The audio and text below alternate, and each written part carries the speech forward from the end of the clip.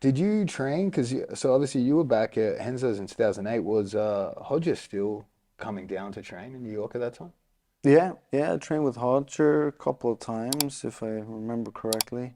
How do you remember how often he was down there? Was he visiting?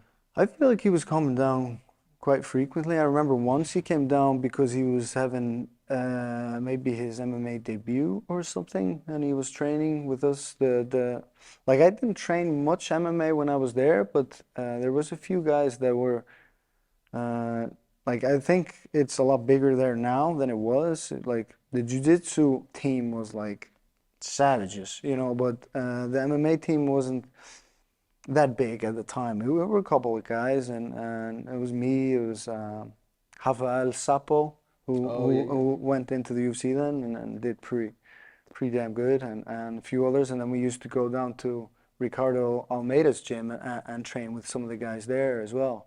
And they had some good guys. But overall, I trained a lot more jiu-jitsu then.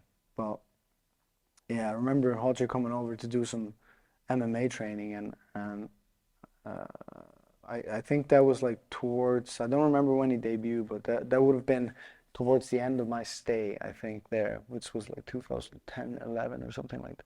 Yeah, yeah. So you were there. How long were you there for then in New York? For 2 years, something like that. I could only stay, I didn't have a visa or Oh, anything, right. so I would always stay for 3 months Oh, and then reset. I'd go back and reset, like stay home for a couple of Did you weeks. ever get any trouble at the border for that? Were they ever asking Yeah, yeah.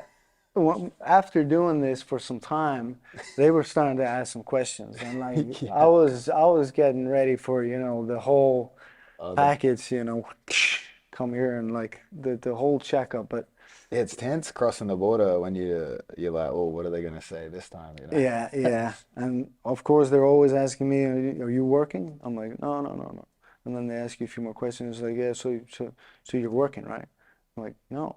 And they're trying to get you to say that you're gonna make some money there, but I was just training anyway, so and doing amateur competitions, and so they didn't get me. Didn't get you. Now they will. They're gonna get Yeah, yeah, exactly. Now I need a visa. Now you. I need a visa.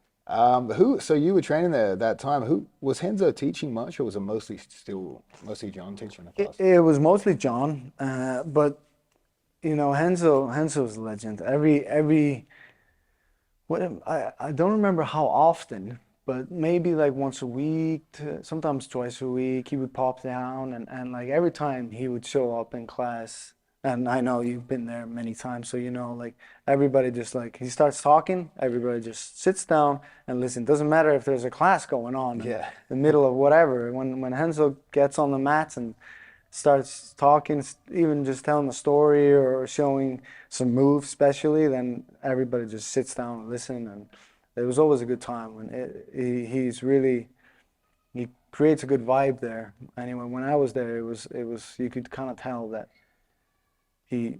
He's the main man, obviously, but he's loved in that gym Yeah, he for would sure. do it when I was living there training. Like it would be basically just Saturdays. Saturdays, most of the time, he would show up and take over the class. Yeah, But if he didn't show up, John would teach on Saturdays and stuff yeah, like that. yeah. Yeah, I was there every time for John's classes, and I really like John. We got on really well.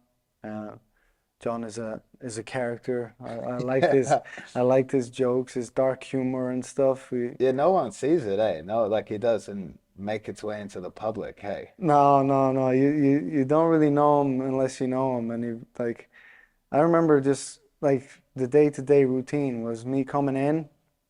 And then I would sit down kind of next to John on the mats and usually wait for the rolling. Or John would have me do something, with somebody and work on certain techniques or some stuff. And but a lot of times I would just sit next to John while he's teaching, and then we would just joke. And it'd be dark humor. Yeah. And I don't have to go into details about Yeah, John wouldn't want to. But yeah, and then the rolling starts, and I get in and roll, and yeah, that was like every day. So you wouldn't do most of the drilling then for those classes.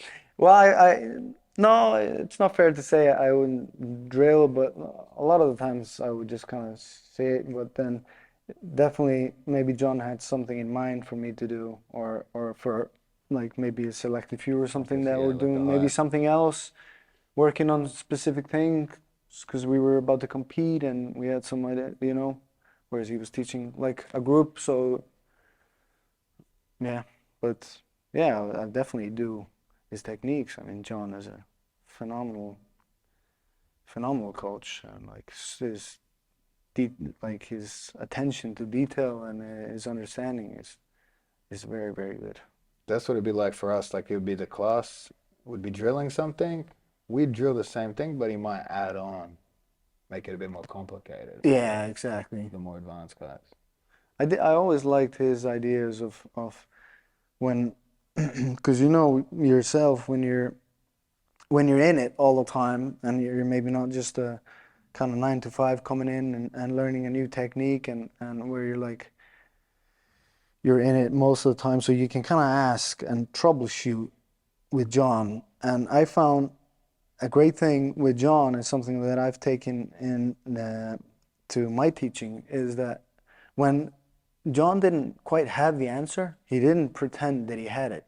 He was like, yeah, interesting. You know what I mean? You would ask something and then he would like we would actually troubleshoot it and then he would do something when I would be away and stuff and then we would come back to it and he would like either look at it in action in some old judo videos or whatever competitions and stuff like that, and so he would study that situation and so figure out like probably the percentage of what would work and when the pressure is on and stuff. So that's what I really really like about that.